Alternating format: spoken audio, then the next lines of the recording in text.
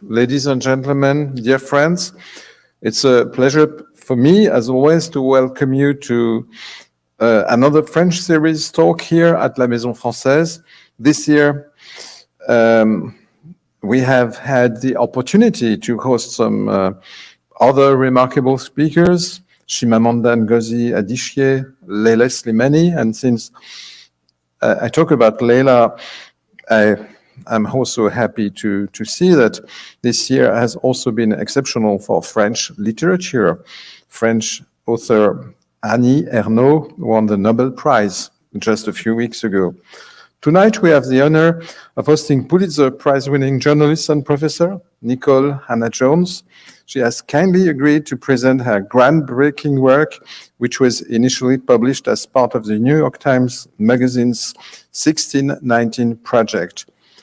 Professor Hannah-Jones will also discuss her approach to journalism and historical research with Steve Clemons, founding editor-at-large of the new global news company Semafor. Thank you both for joining us here this evening. I am sure that our audience is already familiar with Professor Hannah-Jones' work and career, but for those of you who are new to her work, let me just offer some background.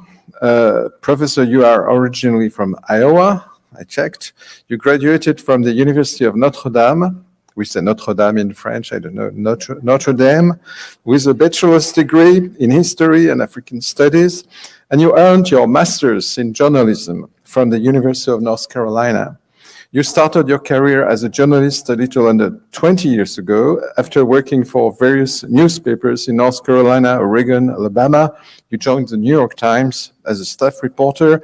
And it was in 2019 that you began a project that you have described as audacious. And here I am speaking again, of course, about the 1619 project.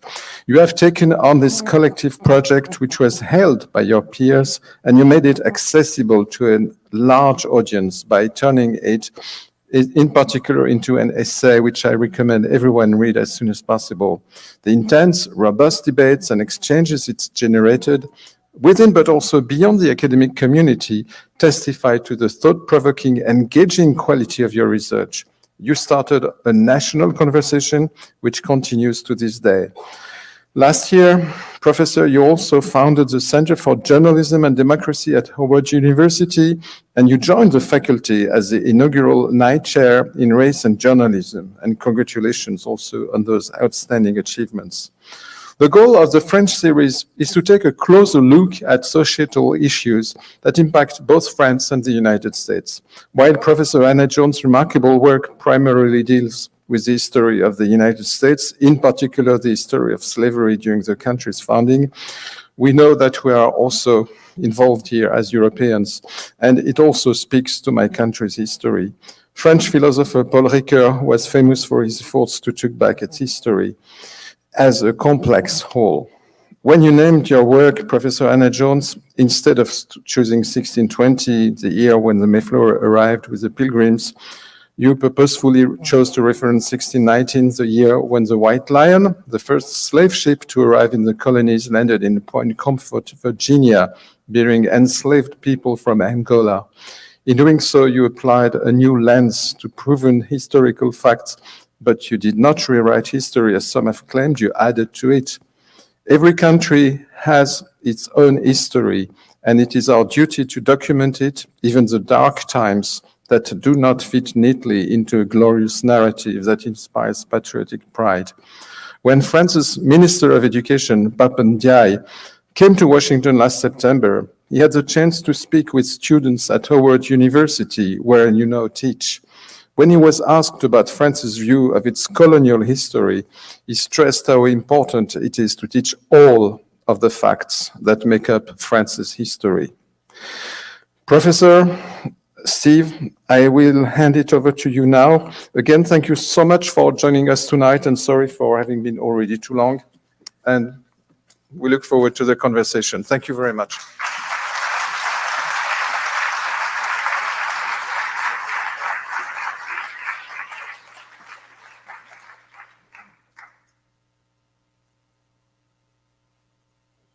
We're on, okay. Philippe Etienne, Ambassador, thank you very, very much. You taught us all something very important because there was a discussion about whether my guest, Nikole Hannah-Jones, was from Ohio or Iowa. And he found out it was Iowa, that his notes were wrong. So I just want to note how important fact-checking is.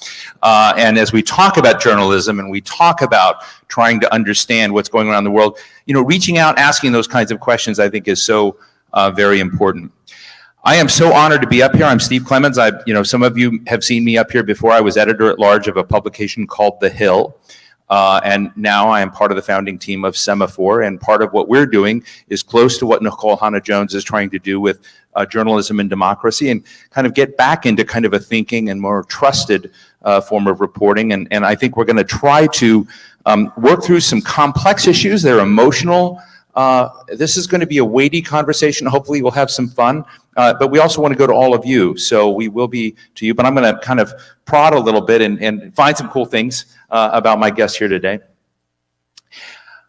Let me just start with your tweets. So I went to Twitter, and there's a lot going on Twitter right now, and Elon Musk threw Kathy Griffin, a comedian, off yesterday and banned her for everyone saw her name was there, but she put Elon Musk and was making fun of Elon Musk. So I just happened to look at your thing and said, okay, are you at risk of being thrown off Twitter? Because you have a different name on your Twitter account, and it's Ida B. Wells.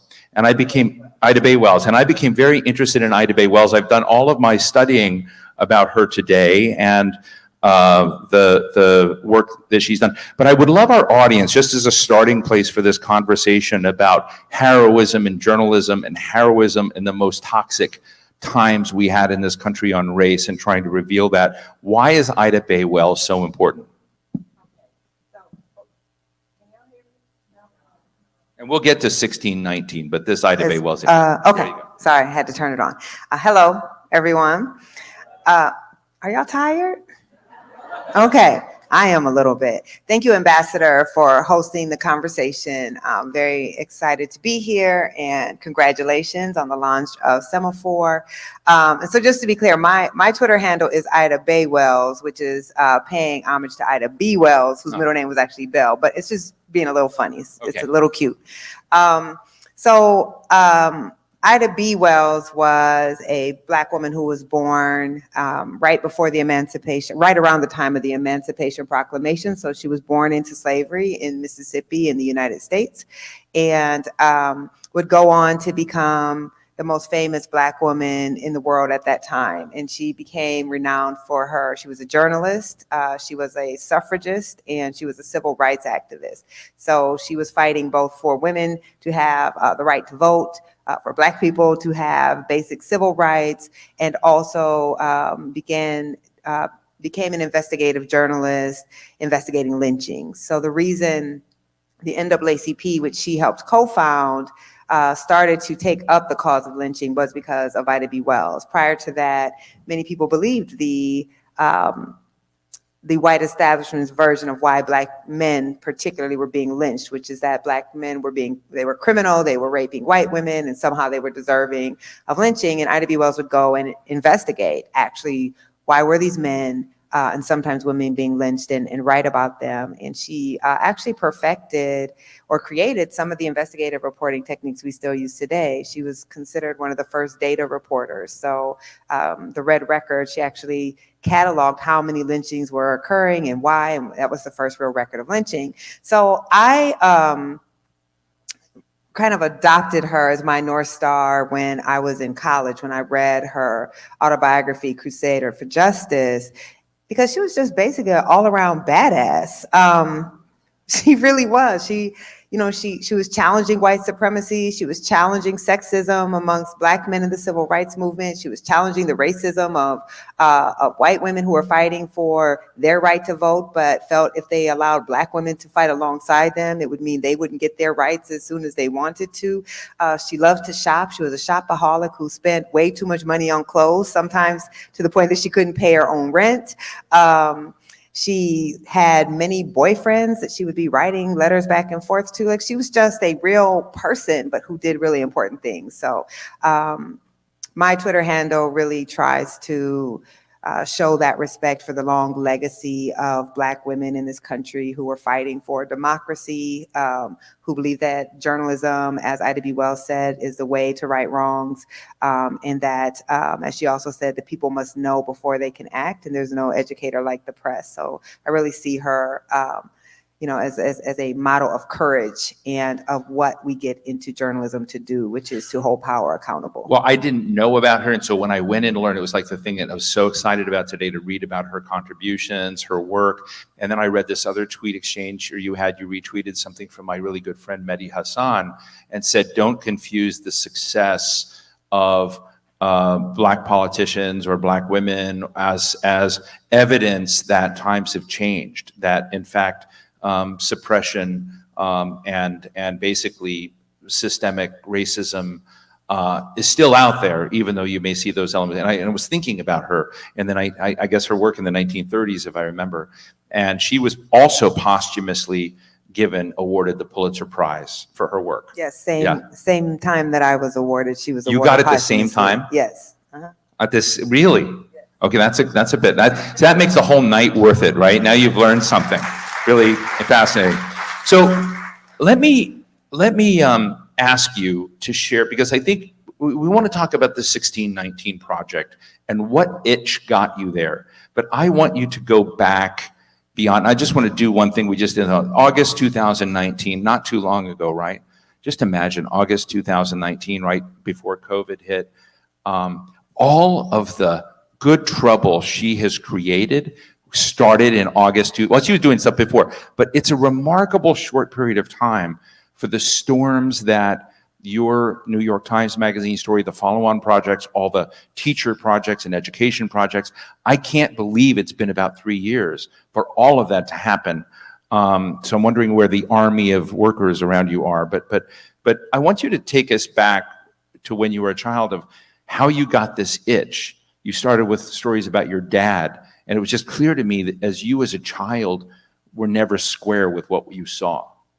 Yes, that's very true. So I grew up in a small town in Iowa, where, if you know Iowa, it's not a lot of Black people there, but my family came up on the same Great Migration that brought Black people from Mississippi to Chicago on the Illinois Central Rail Line. My grandmother had a 4th grade education. She was born on a cotton plantation, and my father was also born on a cotton plantation. She left the South when my dad was a young child, but found that in America there was not really a promised land for Black people. So the same type of racism that she was trying to escape in the South, she found up north. And so I grew up in a redlined neighborhood in a segregated part of town, and started being bused into white schools. Can I just interrupt for a minute? Can we tell the audience about redlining? What redlining is? So I'm trying to think of the short answer. Well, there's a great article by Ta-Nehisi Coates in The Atlantic about the systemic financial discrimination against Black communities. They couldn't get loans. And so it was just basically banks didn't finance across certain lines. I think that's a good short form. Well, it was worse because the federal government created it. Right. So it was a policy created by the federal government to determine which neighborhoods it would insure home loans in. So, I mean, basically, prior to the Great Depression in the United States, most Americans could not own their homes. You had to put down about 50% or more of the cost of the home to purchase a home. And during the Great Depression, one of the ways that the federal government tried to intervene to kind of support and build a middle class was through housing. And so it began to federally insure loans, which took away a lot of the risk for lenders. And so in order to determine which loans it would insure or not, it created a mapping system, and it would take maps of cities and literally draw different colors around different areas. And areas that it deemed red were areas it wouldn't insure. And every area that had Black people living in it or was an integrated or mixed neighborhood, the federal government outlined in red as uninsurable. So what that meant is 98% of the home loans that Americans got between 1933 and 1968 went to white Americans. So it was a program So assets built up on the white side. It builds the white middle class, and it excludes Black neighborhoods and Black communities from getting that, which also means if you're not getting home loans, you're also not getting basic infrastructure. Businesses aren't going into those areas. So when you go in any community, Washington, DC, New York, Chicago. You can see the redlining maps, and you can see today how that government created segregation still exists in all of those communities. And those are the communities that tend to be disadvantaged. So I grew up in a neighborhood like that. And I always say that because I was bused into white schools from 2nd grade to 12th grade, I understood the landscape of inequality in a non-abstract way. I saw it every day through the school bus window. I rode a bus an hour each way because the only way for me to get a quality education in my hometown was I had to leave my neighborhood and my neighborhood schools. But the beauty of that experience was because I was in white schools and white neighborhoods and had intimate relationships with those students and their families, I knew that those white parents were not working harder than the parents in my neighborhood. And in fact, it appeared to me as a child that the people in my neighborhood worked way harder because they weren't working white collar desk jobs, right? They were working very physical jobs in the meat packing plants. And I knew that the white parents in the rich neighborhood didn't want things that people in my community didn't want. They wanted nice schools, so did people in my community. They wanted nice housing, so did people in my community. They didn't like crime, neither did people in my community. So from a young age, I think I began to question the narrative of why. And yet you saw your dad put up the flag, fly the flag. He was a patriot, and there was something the equation was not working for you, right? Of my dad flying the flag? Well, you said there was something wrong with the fact that your father was more patriotic in some ways than some of these other folks working. Well, I think what was wrong was, for me as a child, seeing how Black communities struggled, seeing how my father was born into a state where he didn't have legal rights, seeing that my father was one of the smartest men that I knew, but was not able to get ahead. I didn't understand the outward display of patriotism of a man living in our red line community, in our segregated community, who was brilliant, but worked at a convenience store and drove a bus flying this American flag. It didn't make sense to me why you would be openly patriotic in a country that didn't treat you like a full citizen. So of course, he's talking about the opening essay, opening paragraphs of my democracy essay, but what I came to understand through the project is what my father was doing was claiming a lineage. What my father was doing was saying Black Americans, despite how we've been treated, have actually always believed in this nation's highest ideals and have fought more than any other group and have been the primary democratizing force in the United States. So he was laying claim to a lineage that the younger me could not understand, and I had to get some years and some wisdom to see why he would claim I that just flag. love the words in which you describe, and you sort of describe how Black Americans were the ones making America live up to the ideals that the founding fathers lied about at the beginning. And so I guess to get into the 1619 Project for our audience, it was funny because one of the partner in an essay of the editor that was, in this, is it Jake? Jake Silverstein. Yeah, and he was writing, says, you were on this beat for a long time. He said, what about the 400-year anniversary? What about, so you were in this. So what got you to the point to realize that 1619 was the starting point for our founding moment of the original sin of slavery? And I guess it can't. How did you win within the New York Times? Because it clearly you didn't just snap your fingers and say, let's do this. You had to fight for it. No, I actually just snapped my fingers. Really? I did. Cool. I did. So, I've been obsessed with 1619 since I was 15 years old.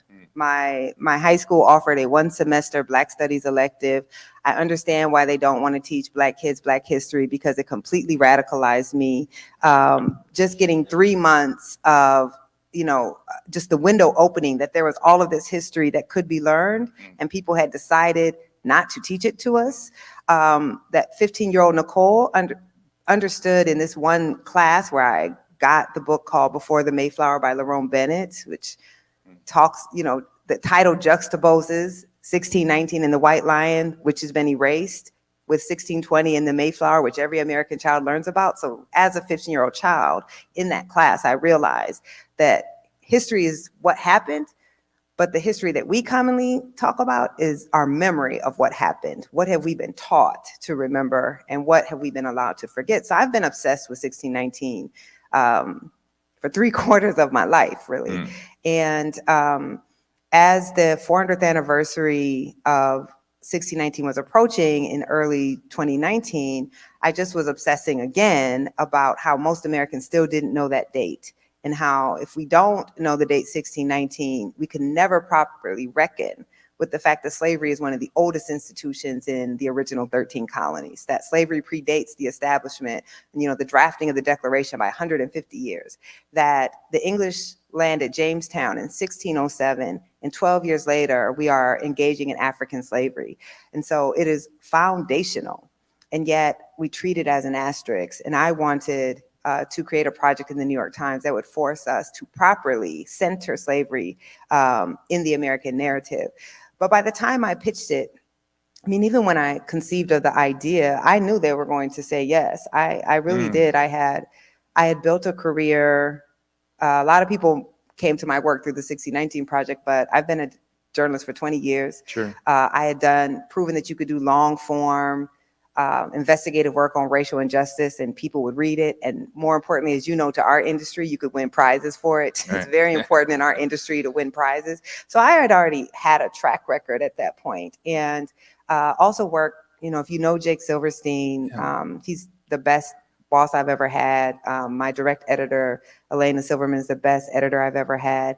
And they trusted me when I said this is something we should do. I didn't actually have to fight at the New York Times. Though one would assume you would have to fight to do a project like this at the New York Times. It's good to hear. I mean, it's heartening to hear that something that position, yes. I like the comment you made once that this was never seen by you or even them as provocative. It was seen as deliberate. It was not designed to be. It was a provocation in the sense that you were building and expanding the aperture for our history. And I guess that's really what I want to get into, because the reaction, the storm that came after you did this, of just saying, hey, there's more to us than we're teaching. There's more, and that history of 1619, that history of slavery is our history too. It's my history too. And so you would think that there's there could be a Hallmark angle to that, right? But it's not. It's a very much of a storm. And I'd love our audience to understand what happened, in your world once this came out. So I guess to be clear, I do think it is a provocative project, intentionally so. I don't think it is a radical project. Right. I think that for people who have studied this history, it's based on 60 years of scholarship. So Right. the people who feign shock at the facts of the history, I think is feigned. But I do think it is provocative in that, we're saying, what would it mean if we considered 1619, the advent of slavery, the founding of our nation, versus 1776, the advent of these Republican ideals? That's provocative. We're saying that, these white men wrote these words, but they didn't believe them. But Black people actually fought to make them true. And therefore, we're the true founding fathers of this nation and mothers. That's provocative, right? So I was trying, if provocative means trying to provoke thought, right? Trying to challenge an existing narrative, absolutely. So I expected there would be pushback. And frankly, had the project gone into the world and everyone embraced it, it would have failed, because that meant it would have told a comforting narrative that everyone was already content with. And we are directly trying to challenge the accepted narrative of American exceptionalism, that the primary identity of America is freedom and liberty. Because how can this has always forced Black people to disappear from the story. Because how can we say we were founded as a free nation when 1/5 of the population was in bondage at that time? Right. And when the men who wrote our primary documents all were enslavers, right? Declaration of Independence, enslaver from Virginia. Father of the Constitution, enslaver from Virginia. Bill of Rights, enslaver from Virginia. Patrick Henry, give me liberty or give me death, except when I'm talking about the people I enslave from Virginia, right? So to me, that was what the project was trying to do, was really force a reckoning with what we actually are as a country. And I knew you would receive pushback for that. Now, I was thinking more typical pushback. I couldn't have imagined what's happened in the last 3 years, like how politicized the project would become that, you know, all of the anti-critical race theory propaganda began as anti-1619 bills and then ultimately became these larger bills. Senator Mitch McConnell and Tom Cotton introduced legislation to strip federal funding from any school that teaches the 1619 project. American history, right? Right. Trump, of course, Yeah. right. That act is called the Saving American History Act. And then Trump came up with his own 1776 commission with no historians of American history, by the way, but I'm sure that was irrelevant. So, you know, no, I couldn't have imagined, and I've been writing about racial inequality my entire career, but it was only when I tried to, you know, unsettle the myths of history that my work became dangerous. As long as I was just talking about what Americans were doing right now, that was okay. But you realize that so much of the narrative that we learn is about power, and it's about justifying the current and existing hierarchies that we have. And that's the most dangerous thing, is if we began to question the very foundation upon which our society was built. Well, one of the things that blew me away that I just didn't know, I mean, I've been trying, I mean, you know, those of you who think you know it all, you know, none of us do. And, you know, I think one of the things was about you making the case that one of the drivers of the American Revolution was to protect the institution of slavery. Now, while I knew, of course, that there were slaveholders in that, there were different causes that we had already been taught. That was one of the more controversial dimensions of this, was around that. In fact, I was in Philadelphia. Was that controversial? What's No, that? I'm playing. Yes, of course it was. Say again? I said, was that controversial? But I was being facetious. It was really controversial. But I mean, I think it was interesting and it made sense to me. But that was one of the areas that I just sort of interested with the critiques that came in. Were there any that you sort of felt, because the argument is the thing that preceded America, all that stuff, those hundreds of years weren't us. We can't be responsible for that as a nation, that the nation went through. And what I found was so important with what you did in 1619 Project, and also in the later essays on the American Revolution, is nuh-uh, it's baked in. It was baked in for the beginning, it was baked in the middle, it's been baked in at the end. And I'm just interested in the state of that and how that seems to me one of the largest arguments that you constantly confronted. Yes, I mean, I don't know how it can be controversial to state that a system of slavery that predated us for 150 years, that was the primary source of income and power by the majority of our founders, including, again, the men who wrote our very founding documents, the Declaration, Constitution, Bill of Rights, that somehow cannot be foundational to the country these men would build. I don't know how that's controversial. And what you realize is, one, we're all taught an extremely simplistic history. And unless you are a history nerd like myself, many of us aren't doing additional reading. So we, of course, are taught to think of Boston or Philadelphia as the heart of the American Revolution. But what we're not thinking about is these were 13 disparate colonies. They weren't one nation. They were like Jamaica and Barbados, right? They weren't the same country. And so what the North cared about, the northern colonies, was not necessarily the same as what the Virginian colonies cared about. And I always find it amazing, and it speaks to the propagandistic history that we've all been taught, that people are shocked that slavery could have something to do with why colonists would want to revolt. Like if we were learning a history of another country, another slaveholding republic, right, in a sea of slave colonies, which is what the United States was, you wouldn't be shocked by that. So all of these men whose very income power, the reason that they have the audacity to break off from the most powerful empire in the world at that time and form their own country, is because of slavery, and yet they have no desire to protect it. It's not logical to think about that. But what it does, though, is it's deeply then unsettling to the narrative of American exceptionalism, right? It's deeply unsettling to these ideals of the Declaration.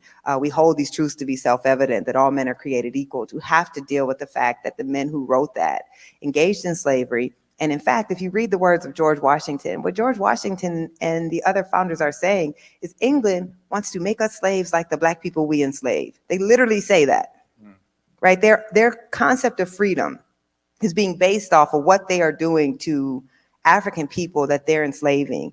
And yet we kind of erase all of that from the narrative that we tell ourselves about America, and therefore we cannot understand America. So what is the complicity of modern historians and people like us in this? You know, Gordon Wood is this historian. I've read a lot of his books, and he has this line: "Can a revolution conceived mainly as sordid, racist, and divisive be the inspiration for a nation?"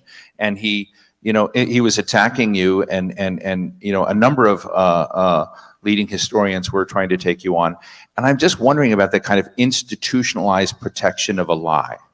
Yes. So one, is the role of history to give us a great narrative, or is the role of history to tell us what actually happened? So when you listen to the quote that he's saying, read it again. Read the quote. He says, "Can a revolution conceived mainly as a sordid, racist, and divisive be the inspiration for a nation?" So he's protecting the notion of inspiration, not the truth. He's protecting our founding myth, where we treat these founders as demigods. These founders were men who had a lot of reasons. They didn't want to pay these extra taxes. They were now being forced. They were trying to sell sugar to France, and England wanted them only to sell certain products to the mother country. They wanted to take more indigenous lands, and King George was like, all of these wars we have to fight against these indigenous people that you're trying to take the land from are costing us too much money, so stop taking their lands. There's all of these reasons. They're literally listed in the Declaration of Independence that no one reads, right? The Declaration of Independence is a succession document. We think about it as a liberty document because of that one opening graph, but all the rest of the Declaration is a list of the crimes that the colonists are saying that the king is committing against them, including the very last crime, which is that he is stoking slave insurrections amongst us. That's in the Declaration, right? So when you have someone like Gordon Wood, and I feel this about the field of historiography, and I feel this about journalism, none of us are objective. None of us. Some of us acknowledge that we're not objective, and others of us pretend to be objective. But if you look at Gordon Wood's scholarship, slavery doesn't exist in the Revolutionary period, according to his scholarship. He just ignores it altogether, which means he's not telling an objective history. There are Black people fighting in the Revolutionary War on both sides. There are Black people who are escaping to the British because they've been promised freedom if they fight for the British. There are Black people who are actors and agents all in this story, including a man right outside of Virginia who steals a ship and begins fighting in the first Southern conflict of the Revolutionary War, and he's an escaped Black man. But Gordon Wood, when he ignores slavery, he thinks he's telling an objective history. But what he's doing is also trying to protect the narrative of American exceptionalism, which you have to ignore indigenous genocide, and you have to ignore slavery in the United States to believe that we are exceptional. Let me click some quick questions here, and then we'll go to all of you. But Abraham Lincoln, if he hadn't been assassinated, would he have gone the same route as Andrew Johnson? I mean, it's fascinating to hear your depiction of Lincoln, and he was also a racist. Okay, so 95% of white people are racist in America at that time were racist. Yeah, okay. I just want to say it's an interesting. Right. So again, and this is just, I mean, we were literally a white supremacist country that enslaved people because they came from Africa. Right. And even abolitionists, most of them, they thought slavery was wrong, but they didn't believe in Black equality. Right. And in fact, they wanted as a condition of emancipation to ship Black people outside of the United States because we were not ever to be citizens and part of the democracy. So I don't, again, understand the controversy. That's just the fact. Read Lincoln's writings. He was racist, but most white people were. So it's not actually shocking. I'm telling you as a guy who's pretty well read that I hadn't read all that. And then I did go read it and I'm going, wow, I have some blind spots. I mean, it was really powerfully important to get a fix on where people were. And Lincoln is this hallowed person, but again, a man who wanted to ship the Blacks out of America, right? Yes. So this is why I don't think it's useful to try to find all these heroes, except Right. Frederick Douglass, right, in the American story, because all of these people are human beings. Right. They can do great things and they can do terrible things, and they can do those things all at the same time. Was Lincoln the great emancipator? Absolutely. Did he make political choices that ultimately led to his assassination? Yes, he did. Like, you have to give him credit for ending slavery, for helping to push through the amendments that are considered the second founding. But you also have to acknowledge he was racist and he didn't believe in Black equality. But then you also have to acknowledge he was changing. So at his death, the reason Lincoln gets assassinated is when he sees the heroism of Black men in the Civil War. More than 10% of the people who fought in the Civil War were Black, even though 95% of Black people in the United States were enslaved. In the North, 70% of the eligible free Black population fought in the Civil War. So again, think about narrative, right? Civil War was white people fighting to end slavery. Black people actually saved the Union victory for the Civil War by signing up and fighting to free themselves. But anyway, when he sees the valiance of these soldiers, he begins to change his thinking. And he begins to think, maybe at least we should franchise, allow Black men who served in the war to vote. And that is what seemed so dangerous, that he ultimately gets assassinated. So what I'm saying is, let's complexify history to be more truthful. That you can be a man who does great and terrible things. George Washington, if you're just looking at what he did as a Revolutionary War hero, is great. He's also operating a slave labor camp. We have to talk about both of those things. Absolutely. And we want a history that only talks about one. So just to do short form, we were talking to Nikole this, I was basically kind of Japanese before I came to America. I was raised on Air Force bases and I went to high school in Japan. And if any of you follow Japan, Japan also has a historical memory problem. A lot of the accountability world, Iris Chang, who wrote The Rape of Nanking, was a very close friend of mine. And when you kind of look at the question of historical amnesia, and then my family also happens to be in KCMD from Bartlesville, Oklahoma. It's about 35 miles north of Tulsa. And it wasn't, and I'm ashamed of this, but it wasn't until I went to the National Museum of African American History and Culture and I saw that incredibly powerful exhibit on the 1921 Tulsa Race Massacre and knew nothing about it and said, how can I have not known anything about it? My great-grandparents and grandparents helped settle this area. And it just seems to me that there's so many other pockets where this behavior is also playing out. Amnesia, warped history. Is there any, in your research, any place that over time with the kind of thing you're doing gets it right, that historic reconciliation gets us all back in a good place? Or do we have to look just forward to history is negotiated and we have to keep fighting? I mean, I don't think it's unique for countries to only want to tell the part of history that glorifies them. And again, this is what we're talking about. History, what happened, happened. But history, as we commonly think about it as lay people, is memory. It's about what are we collectively taught about what happened? What do we remember about what happened? And that is all managed and manipulated in most societies, not just the United States. I think we might be exceptionally bad about it compared to other places. But, you know, I don't know how many people here are from France.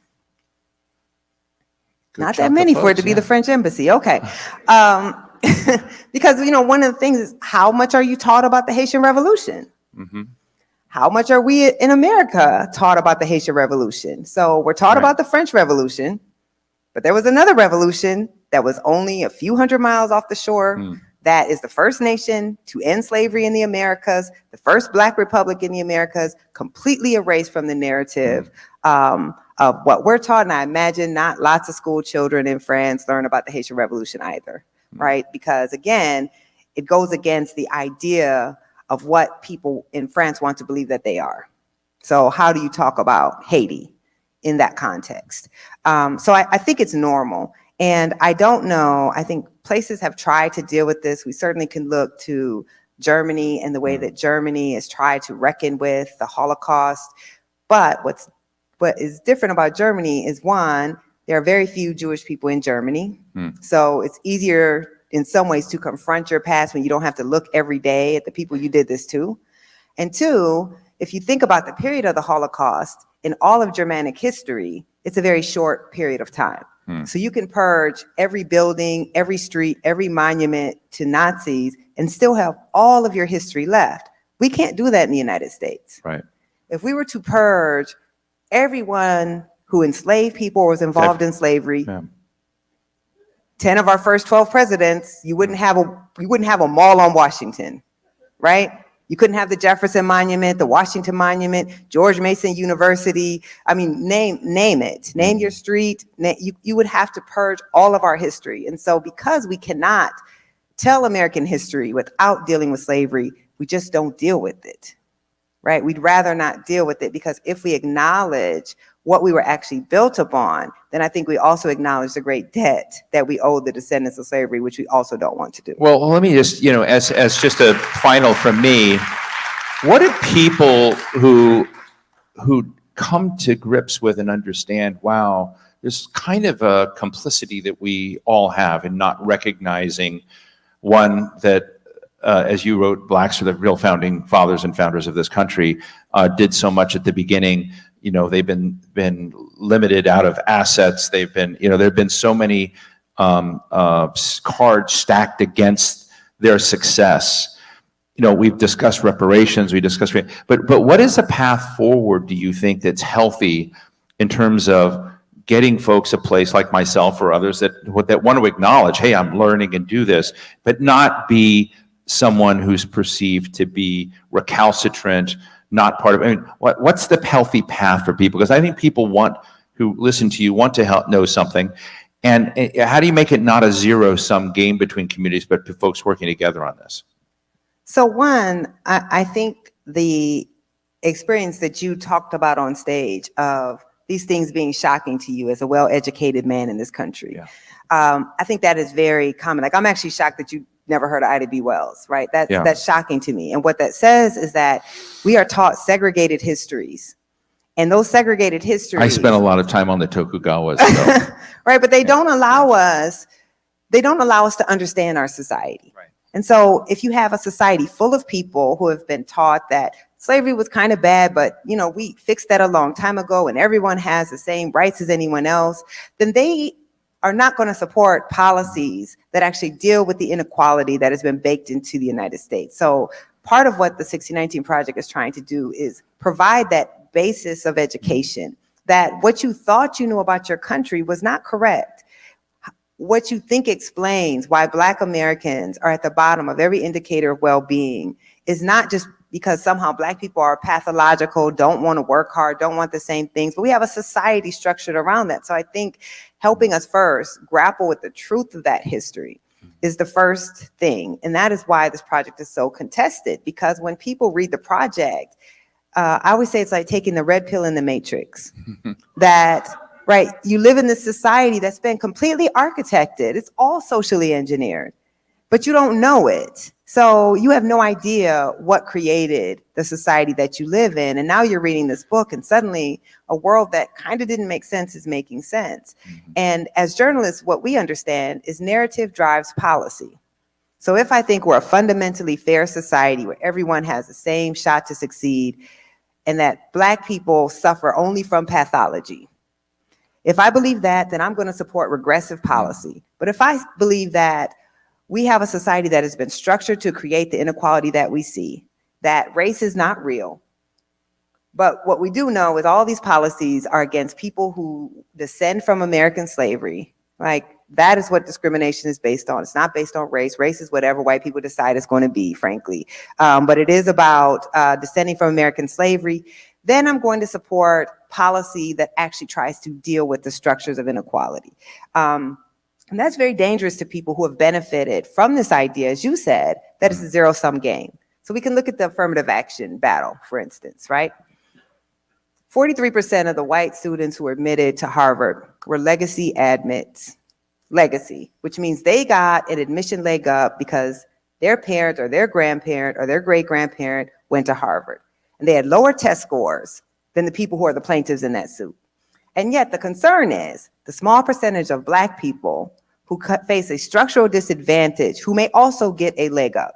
Because the belief is, not if a white person gets something they don't deserve, that's not a problem. But if a Black person gets something that I think they don't deserve, then that is damaging to me. That is taking away something that I deserve.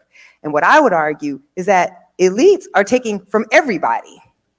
And that there is enough in this country, right? I mean, y'all are probably pretty elite in this room, but what I'm saying is, right, that there is enough. We have enough to pay reparations to not just descendants of slavery. My father was born in apartheid America in 1945. We lived in a redlined neighborhood, right? This is not an ancient history. They are living victims of racial apartheid in this country right now who couldn't go. When my father was 18, he was prohibited from attending the University of North Carolina, that they're now saying cannot help the descendants of people who were prohibited from attending that university, right? So it's not an ancient history, but we can help all struggling people. We can do affirmative action based off class and still do it to address the legacy of racism. We can do a universal basic income. We can do universal health care. Like, we don't have to have the stingy country that we have, but because we cannot get over race and racism, we're actually all poorer for it. And that's the connections that I'm trying to make in this project, is that we have to grapple with who we are. And I'll just quickly add, no one wants to be blamed for things that they didn't personally do. I understand that. But then don't take credit for things you didn't personally do either. Okay? So you can't say, I never owned a slave. My parents and grandparents, and they came here after slavery was over. But you also didn't sign the Declaration of Independence or the Constitution. Right? But you want those protections, those hundreds of years old documents. You believe you deserve to be protected under them, and you take great pride in those. So if you can feel pride in things you didn't do, you can feel shame in things you didn't do. And if we understand that those documents 250 years ago, the Supreme Court right now makes rulings based on a 250-year-old document. And yet you want to tell me that talking about the role that slavery plays and the people that you're ruling against, that somehow that is irrelevant. So we have to claim it all, is what I'm saying. If you can claim the good parts of our past, you have to claim the bad parts. If you believe the good parts of our past shape our society, then certainly the fact that we enslaved people for 250 years, and we've only had abolition for 150 years, certainly that has to have an impact on society. Right. Wow. Well, I could keep going like this. I'm so happy now to know about Ida Bay Wells, by the way. And so incredible opportunity. Let me open up to the floor. I think we've got a microphone here right in the back, Philippe. So we've got time, a few minutes for questions here. Questions, comments, right here. Yes, there we go. And tell us who you are and where you're from. Hi. Hi, thank you so much for coming out. I'm Destiny Goldston. I'm from Connecticut. Loved everything you said tonight. Question for you. What do you think is the best strategy to make Black people whole economically for the perils that America has forced upon them? Is it best do we keep trying to integrate into this society and convince white men that rule all of the assets to treat us fairly, to give us the resource? Or do we focus on building our own economy with our own trusted advisors so we can manage our own resources and not be vulnerable to mistreatment from outside demographics? Great question. That's a great question, and it really gets to the defining feature of Black life, is that there's no great answers. Either way, there will be a struggle. We are a 13% minority in a country that enslaved our ancestors. So anything that we want on scale means we have to convince at least a plurality of white Americans to support it. So segregation is not possible. And the problem is, yes, we can try to use our own resources, but we're facing a 1 to 10 wealth gap. The typical Black family has under $7,000 in wealth. So it's impossible. And I think if you read the last essay in the book called Justice, the argument is there's nothing individual Black people can do to close the racial wealth gap. And that's been proven, right? If we go to college, white people without a high school degree have more wealth than Black people with a college degree. White people who are unmarried have more wealth than Black people who are married. White people who are single parents have more wealth than families, married families, Black families. White people who own homes, their houses depreciate at a higher rate because of redlining, so their communities show more home appreciation, even if the house is identical to a house in a Black neighborhood. So we have to be realistic. When we think about slavery, and I think this is a great injustice in how we think about this institution. Slavery was an institution of economic exploitation. It was a labor system, right? Designed to extract maximum profit from Black bodies and redistribute that profit to white people and white institutions. We want to think about slavery as a racist institution because it's more comforting. Because if we can eliminate racism in the law, then we owe nothing else. But if we understand that this was an economic institution, as was Jim Crow, right? It was about maintaining an exploitable class of labor as close to slavery as possible. Then we know that the only way you can truly resolve the legacy is with a wealth transfer. Mm-hmm. That is it. So I don't think Black people can be made whole. How? How can you be made whole for 350 years of slavery and legal apartheid? For being the only people in the history of the United States who enter freedom with zero wealth, because 95% of us were enslaved. How do you make people whole? You can't. But I think about it much the way I think about lawsuits, right? If I send my loved one to the hospital, my loved one doesn't come home because a physician did something wrong, I'll get a settlement for that. I won't be whole. But in a capitalist country, we understand that you have to pay something for what you've done. So I believe in reparations. There's no way outside of a structural transfer of wealth that we can eliminate the racial wealth gap that was created by structures. So we have to stop thinking. I believe in self-help 100%. It's the reason I'm at Howard, the reason I'm founding Black institutions. I believe that we as Black people have to control that which we can control, but we also cannot delude ourselves that a system that extracted wealth from us for 350 years and continues to prey on us, right? So everything that you measure, Black people pay higher tax rates. Black people pay more for loans even when they have equal credit. Black homes don't appreciate the same way. We take out more student loans. So even today, in every aspect, we're still being disadvantaged financially. We've never had an even playing field. So you have to transfer wealth. And this really is where white liberal support falls off when you look at reparations. So you can poll it. Even white Democrats, they put the Black Lives Matter sign in their yard, but they're not putting no money in the Black bank, okay? So we have to, but I also think a big part of that is we just don't understand why a debt is owed because we've been taught this history so poorly. Whenever I hear someone say, well, my ancestors came here from Italy or Ireland and they had nothing, I'm like, you have been fundamentally miseducated because coming here and being discriminated against is not 250 years of chattel slavery. It's not racial apartheid. Your Irish ancestors were not prohibited from attending every public university in the South, right? So we have to understand that we have all been so poorly educated. And I think that's why power has come up against the project in the way that it has, because I do think you can get a plurality of white Americans if they are taught a more accurate history to support racial justice in this country in a meaningful way. And so it's better for people in power who want to keep their wealth and keep their power if most of us never know. Wow. Let me ask you one final, we've got one more question right here. Yes, ma'am. I'll be quicker with my answer, sorry. Hi, thanks for taking my question. I'm Dee Henderson, I'm from North Dakota. Oh, Lord. Well, It's the only place whiter than Iowa. Even we don't go to North Dakota.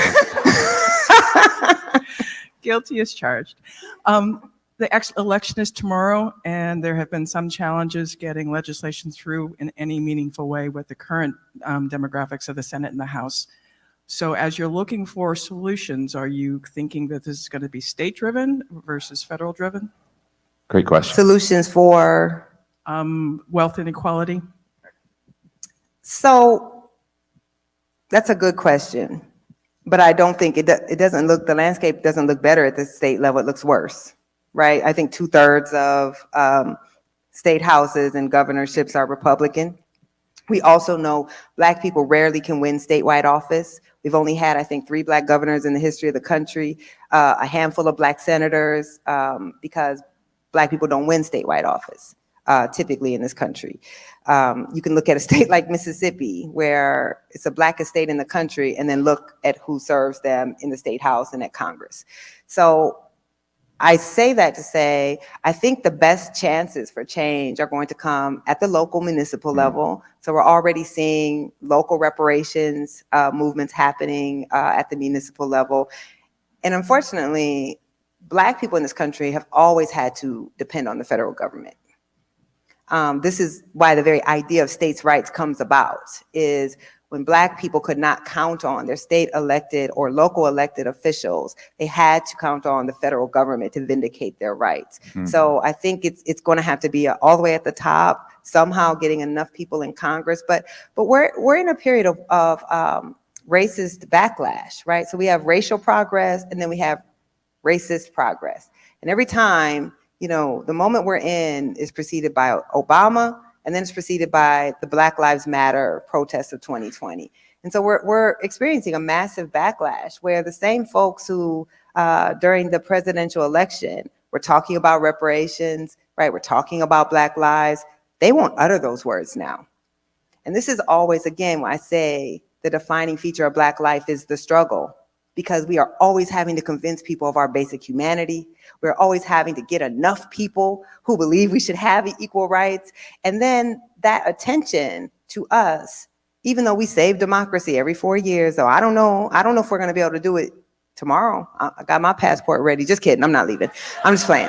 But I'm very scared about where we are in our country right now. I'm holding a democracy summit on Howard's campus on November 15th to assess where we are and to bring experts on authoritarianism, on democracy, on how we lose democracy, to come speak to journalists who seem to think covering politics as usual in a time you have a rogue political party that says, if democracy is multiracial, we don't actually believe in it. I'm not sure what we do. So what Black people have to do is what we always do. We don't get to vote aspirationally. We don't get to vote for the people that we want. We have to vote for the people that we think enough white people will vote for, so that we don't get the person who wants to take away our rights. That's where we are. So people don't ever come hear me talk to get inspired. No, but I hope that you will feel some sense of truth. And I hope everybody in here voted. But that's all that we have, and even that still might not be enough. You know, I'll tell you just one interview that I loved doing in the past was with Madeleine Albright, and she wrote the book on fascism, and she reminded me, you know, Steve, in almost every case, fascists are elected. So just keep that in mind, that, you know, engagement really matters. The truth also matters, and critical thinking matters, and trying to get solvency back in our institutions of journalism and history is so important. Nikole Hannah-Jones, is such an honor. Thank you so much for sharing your thoughts with us tonight. Really appreciate it on behalf of the embassy, and thank you.